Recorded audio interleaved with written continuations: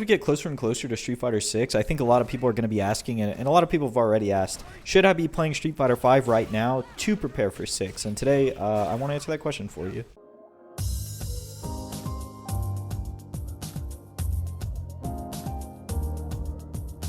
Now, first and foremost, I think this is the best time to get into Street Fighter 5. The balance of the game is probably the best it's ever been, in my opinion. Now, I've only played since 2019, but I did play through one of the worst balance patches when Seth came out. He was just completely head and shoulders above everybody else. And in the Pro League and the CPT, they were running like Seth mirrors. Like, it was a pretty bad time to be playing the game. But now, I think it's actually really good. And there's only one character who is a lot better than the rest, and that's Luke. But maybe you'll like playing him. And if you don't worry about it, because at your rank and at your level when you're playing and learning the game, your character choice does not matter as much as you think it does. You don't have to look up a tier list and see Luke at the top, like Lucia at the bottom, and then tell yourself, oh, well, I can never play Lucia. The thing is, at our level, my level included, tier lists don't really matter too much. Those are for people who are playing at the top 1%, people who are fighting to be the best players in the world. And once you get there, you won't need me to tell you who to play, You'll figure it out. So to get started, just pick somebody you think looks cool, somebody you think is fun to play, and learn the game through them.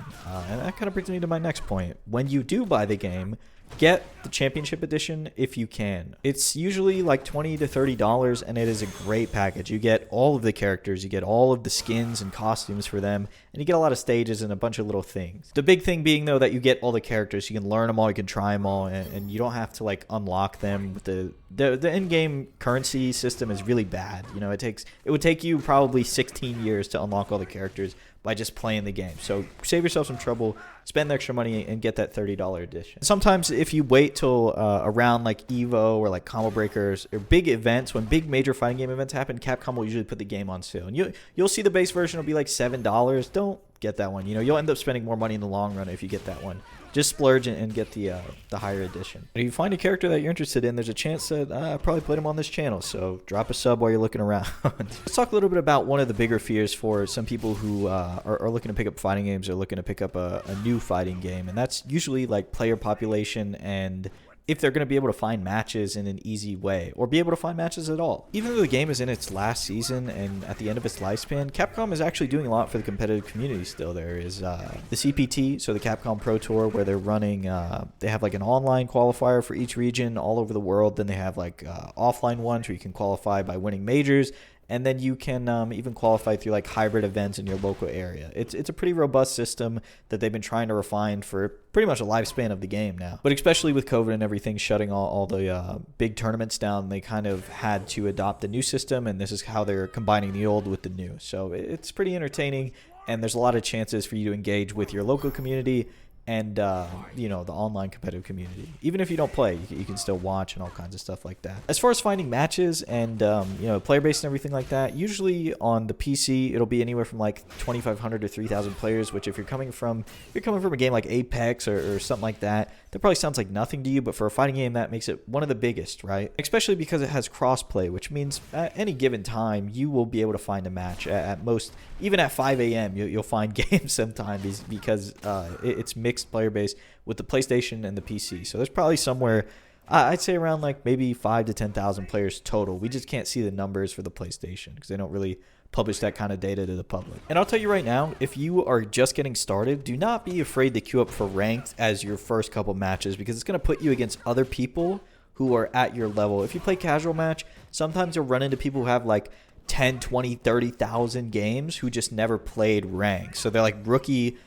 On paper, they're rookies, quote unquote, but they just never touch rank. So it's kind of a weird thing. And also, don't be discouraged if you lose. A lot of people are going to lose a lot when they first start playing any fighting game. It's just a nature of the game. It's you versus another player. There's no team to really carry you, and there's nobody more experienced on the screen to really do anything for you. You're going to lose a lot. Just accept it and have fun learning. I've seen people go like 2-41 their first day on the game. It's normal. It's going to happen. So don't feel bad about it. And if you're having some trouble learning the game, there's always YouTube resources, but there's character discords as well that you can find, I think on the Street Fighter subreddit somewhere.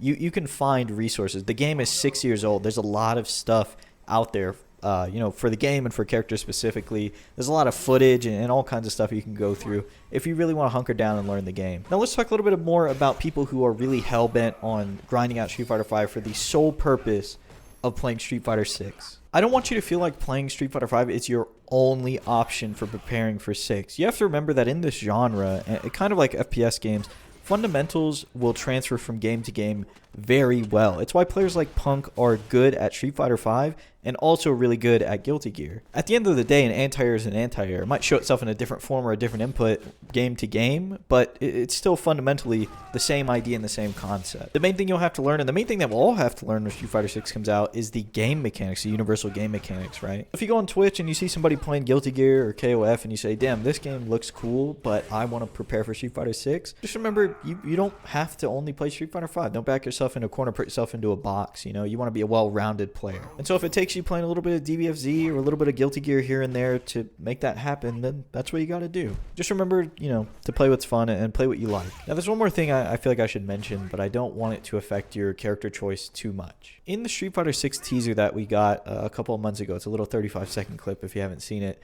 the only two characters that we know for sure are going to be in Street Fighter 6 are Luke and Ryu. But I think it's pretty safe to assume that the regulars will be back, right? Your Kens, your Chun, Cammy, I think those characters will be back as well. But the only two for sure that we saw were Luke and Ryu. So if you feel like you want a character that you can play now, that will carry over into the next game, and you will know them and you'll like them and you'll recognize them, those are the two that you can pick from now. But again, don't base your whole character choice around that single fact, because of course there's going to be like a bunch of other characters that we don't know yet. Just thought I should mention it for those who didn't see the teaser yet. Also, when you start playing online, I implore you to get an Ethernet cable, right? I feel really guilty if I made this video and somebody picked up the game and was just playing on wireless and lagging people out. Get an Ethernet cable and play on that. It doesn't matter if you play on PS4, PS5, or PC. Just make sure you're wired. The netcode in this game is not the greatest. It is rollback, but it's not the same level of rollback as like Guilty Gear Strive or even Killer Instinct, right? And you're probably saying, how is it possible that a game like Killer Instinct from like 2013 or something has better netcode than Street Fighter 5? Your guess is as good as mine. I don't know how they screwed it up so bad, but sometimes it can be pretty terrible. So just be aware that some games are going to be out of your control. Some games it's just going to be laggy. It's going to be out of your control. You just got to throw them away. Not to say like give up or anything, but like just write them off in your head as there's nothing I can do in this situation, so don't get angry about it. I personally still get angry about it, but I'm working to fix that, you know. The best you can do is just do your part, have a wire, have a good connection. You don't have to have a super great connection. I think the CPT minimum is like 3 megabytes up. Just make sure it's constant, right? You have an Ethernet cable, and that should get the job done, you know. And if you're debating whether to get the game on your PlayStation, on your PS4, PS5, or your PC, 100% get it on the PC if you can. It does run a lot better. It feels a lot better. And it overall is just optimized a lot better on the computer, in my opinion. But I think that's all I got for you. If you have questions, leave them in the comments. I'll try and respond to it. And yeah, I hope you end up liking the game if you do decide to pick it up. And if you don't, I'll see you in Street Fighter 6 probably. Thanks for watching, and please consider subscribing.